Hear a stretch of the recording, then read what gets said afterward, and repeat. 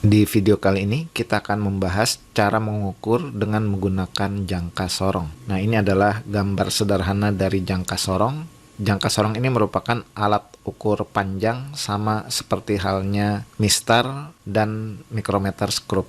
Hanya bedanya jangka sorong ini memiliki tingkat ketelitian yang lebih tinggi dibandingkan dengan mistar, namun lebih rendah dibandingkan dengan micrometer screw. Nah, jangka sorong ini cocok untuk mengukur panjang benda, diameter luar pipa, diameter dalam pipa, ataupun kedalaman pipa. Jangka sorong ini memiliki beberapa bagian, diantaranya yaitu ini yang disebut dengan rahang luar, yang fungsinya untuk mengukur panjang benda ataupun diameter luar dari pipa. Yang ini disebut dengan rahang dalam, fungsinya untuk mengukur diameter dalam dari pipa. Dan di sini sebenarnya ada lagi yang namanya ekor. Nah, ekor ini berfungsi untuk mengukur kedalaman pipa atau kedalaman benda secara umum. Kemudian pada jangka sorong terdapat dua skala. Pertama, skala yang atas ini yang persis seperti skala pada mistar atau penggaris, ini disebut dengan skala utama. Sedangkan yang garis kecil di bawah ini yang disebut dengan skala nonius.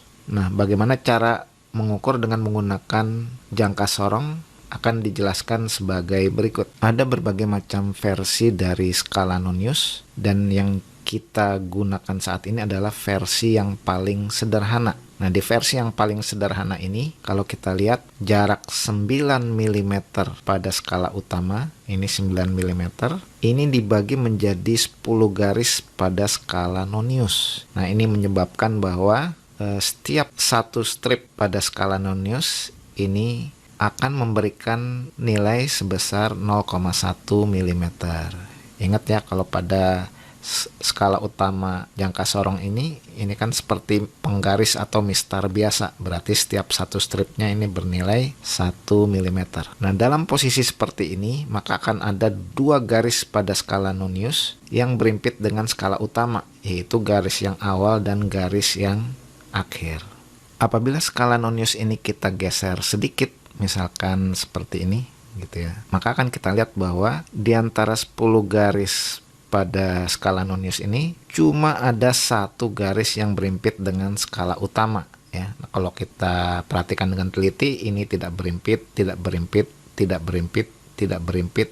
Ini yang berimpit ya di garis keempat ya. Garis kelima nggak berimpit, dan seterusnya. Nah, jadi cuma garis keempat yang berimpit dengan skala utama. Nah, inilah yang dimanfaatkan pada pengukuran dengan menggunakan jangka sorong. Cara membacanya adalah sebagai berikut. Misalkan ada benda kita ingin ukur, kita letakkan di sini, kemudian kita jepit. Nah, berapa hasil pengukuran yang didapatkan dari jangka sorong ini? Cara membacanya adalah, pertama, kita lihat angka 0 pada skala nonius. Ini terletak di mana pada skala utama. Nah, kalau kita lihat dia terletak di sini ya, di sini itu yaitu terletak di angka 1 2 3 4 5 6 7. 7 lebih banyak ya, tapi enggak sampai 8. Hampir mencapai 8 tapi belum mencapai 8. Nah, berarti kita tuliskan skala utama ini menunjukkan nilai 7 mm